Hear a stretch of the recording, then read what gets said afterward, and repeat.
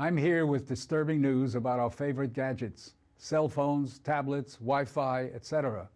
Putting it bluntly, they are damaging the living cells in our bodies and killing many of us prematurely. I'm Dr. Martin Blank from the Department of Physiology and Cellular Biophysics at Columbia University. It is distressing for me and more than 160 colleagues who today are petitioning the United Nations requesting that they address this problem. We are scientists and engineers, and I am here to tell you we have created something that is harming us, and it is getting out of control. Before Edison's light bulb, there was very little electromagnetic radiation in our environment. The levels today are very many times higher than natural background levels and are growing rapidly because of all the new devices that emit this radiation. An example that a lot of us have in our pockets right now is the cell phone.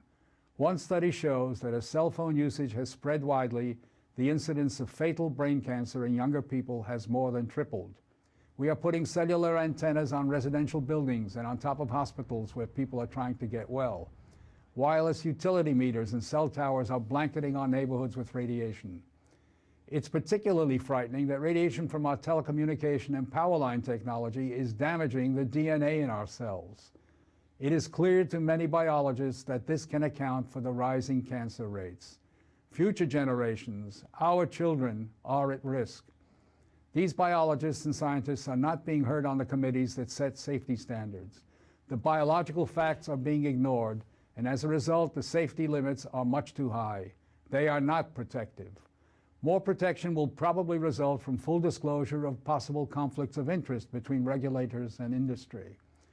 Rising exposure to electromagnetic radiation is a global problem. The World Health Organization and international standard-setting bodies are not acting to protect the public's health and well-being. International exposure guidelines for electromagnetic fields must be strengthened to reflect the reality of their impact on our bodies, and in particular, on our DNA. Although we are still in the midst of a great technological transformation, the time to deal with the harmful biological and health effects is long overdue.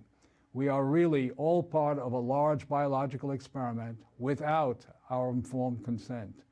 To protect our children, ourselves, and our ecosystem, we must reduce exposure by establishing more protective guidelines. And so today, scientists from around the world are submitting an appeal to the United Nations, its member states, and the World Health Organization to provide leadership in dealing with this emerging public health crisis.